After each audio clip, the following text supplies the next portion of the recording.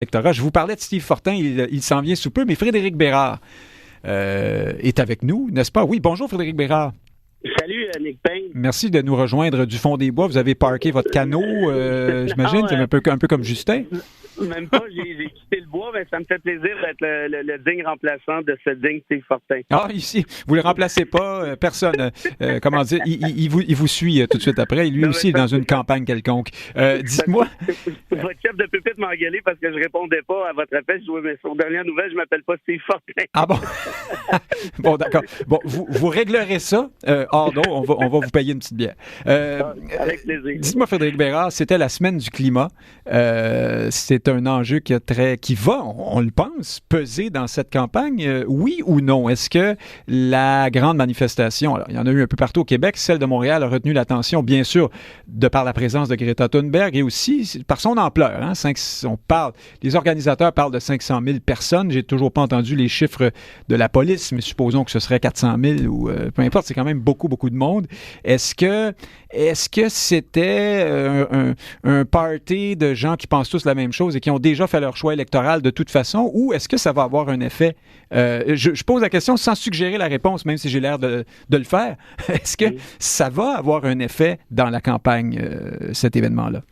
C'est une question intéressante, ça, parce que pour 500 000 personnes, je pense qu'il y avait plusieurs...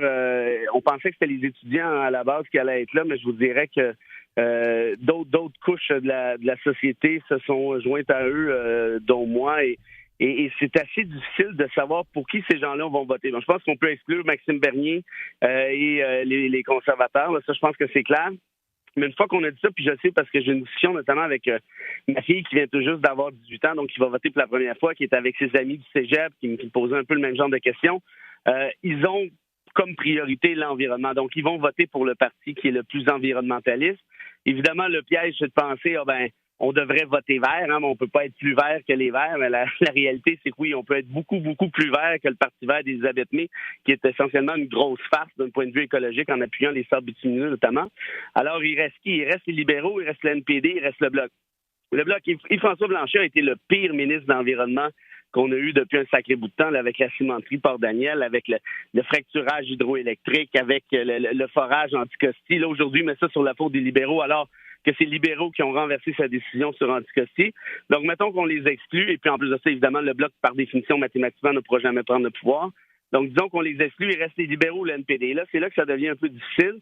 Parce que en tout cas, ceux avec qui j'ai parlé, qui considèrent très bien que Trudeau est un parfait hypocrite là, sur la question environnementale, ne sont pas intéressés à lui donner son vote. De l'autre côté, on sait bien que le NPD, qui lui a la plateforme écologique la plus audacieuse, n'aspire pas au pouvoir à moins d'un miracle de dernière seconde. Ce qui veut dire que, à mon sens, ça devrait jouer théoriquement entre ces deux partis-là, reste à savoir si les gens vont voter par conviction ou plutôt par pragmatisme, là, même si je déteste le terme. Et pour le reste, pour répondre à l'autre sous-volet de votre question, je dirais que c'est évident que ces 500 000 personnes-là ne sont pas nécessairement des militants écologistes à côté, crinqués, comme on dirait, mais il y en a quand même un bon paquet là-dedans là, qui ont vu cette marche-là, qui y ont participé, se sont conscientisés. C'est un mouvement, là. C'est 500 000 personnes, Nick, là, c'est vraiment beaucoup de gens dans les rues. J'ai jamais vu une affaire comme ça. Et je suis certain que ça va laisser des traces.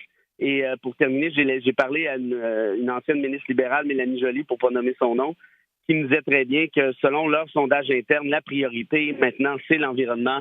Elle dit, je ne peux plus me promener dans Annecy, faire du porte-à-porte, sans que une mère de 45 ans me demande très, très clairement qu'est-ce que vous allez faire pour mes deux filles.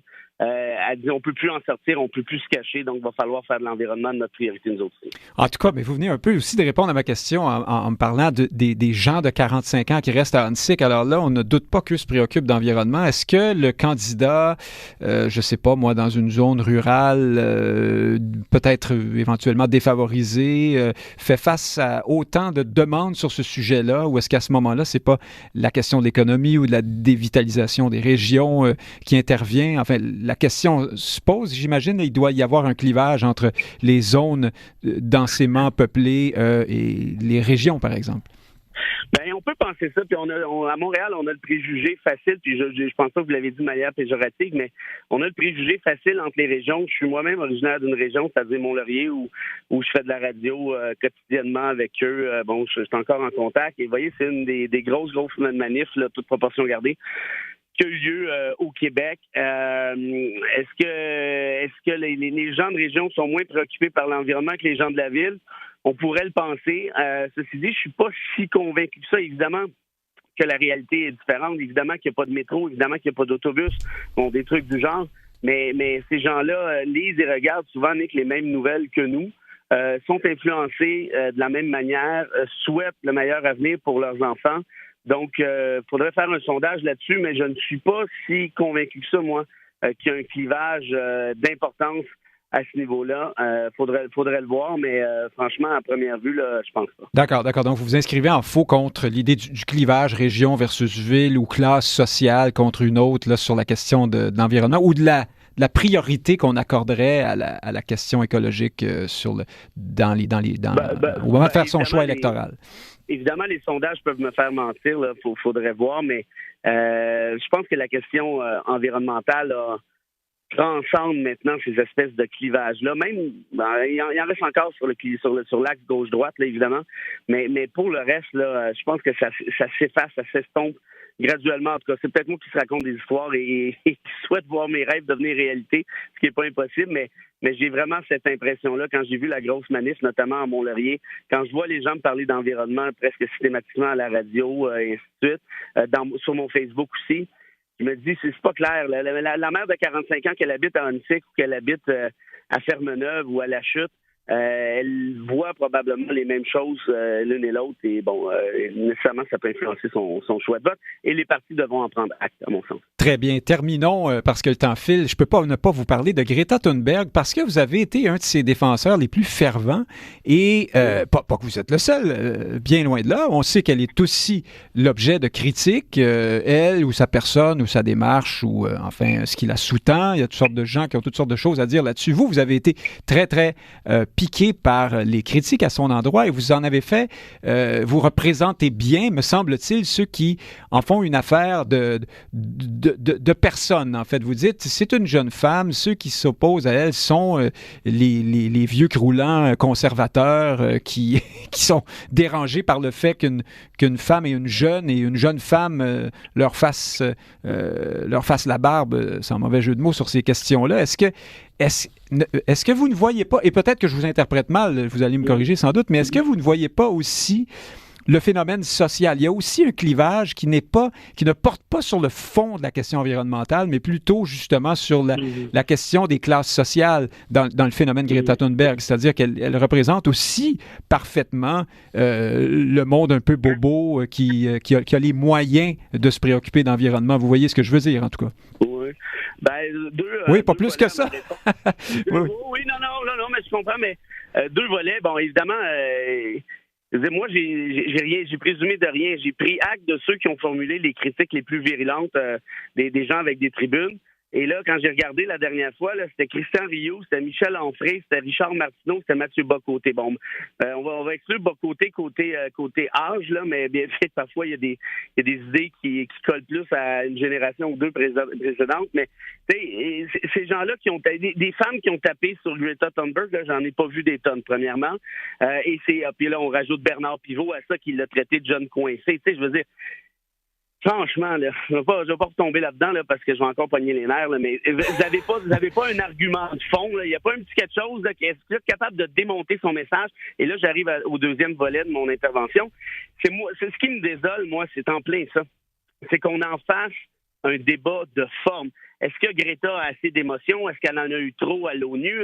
Richard Martineau qui la traite de Fifi Brin d'Acier, et ainsi de suite. Humphrey qui la traite de cibard. Après ça, évidemment, Christian Rioux qui la traite d'autiste, ce qui est le cas, vous allez me dire, mais depuis quand les politiciens ont le droit de se faire traiter de malade mental publiquement sans que personne ne réagisse. C'est complètement, je veux dire, c'est complètement farfelu, cette histoire. Ah ben parlez-en à Donald Trump, ça peut y arriver.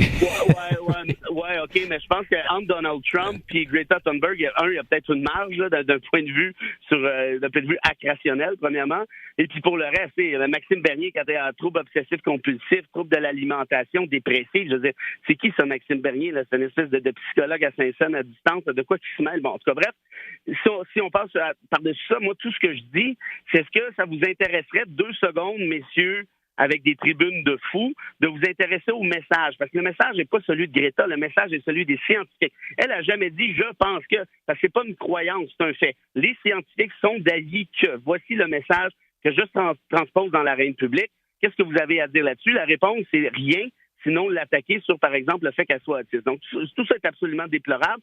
Mais l'ironie de l'affaire et l'excellente nouvelle en rapport à ça, c'est la suivante, c'est que ces gens-là qui n'ont jamais parlé d'environnement de leur vie, le Journal de Montréal ne parle jamais d'environnement sur 100 chroniques dans une semaine. Je ne sais même pas s'il y en a une fois de temps en temps qui sort là-dessus. Mais là, pour la première fois, ces gens-là écrivent sur l'environnement. Évidemment, c'est pas l'environnement comme tel, mais sur Greta Thunberg. Ben parfait, puis merci les gars, parce que grâce à vous, maintenant, l'environnement est devenu le sujet numéro 1 de la sphère publique depuis maintenant 2-3 semaines. À savoir combien de temps ça va durer, on verra bien. Mais pour une fois, tout le monde en a entendu parler, peu importe le média, peu importe le tribun. Et ça, je pense que c'est une excellente nouvelle, malgré l'ironie de l'affaire. Puis j'aimerais mieux entendre un peu de fond, mais visiblement, je reste en couleur. Non, mais je vous assure qu'on ne vous appelait pas pour vous faire fâcher sur ce sujet-là, Frédéric Bérard. En tout cas, pas besoin. Non, non, je sais. Mais c'était très clair, comme d'habitude. Merci beaucoup de votre participation. On se reparle très bientôt. Puis allez profiter de l'environnement, en tout cas de ce qui en reste. De ce qui en reste, puis je passe la parole à l'ami Fortin, là, qui va faire mieux que moi. Très bien. Ah oui, bon, mais parfait. Il y a de la pression. Merci beaucoup. Okay.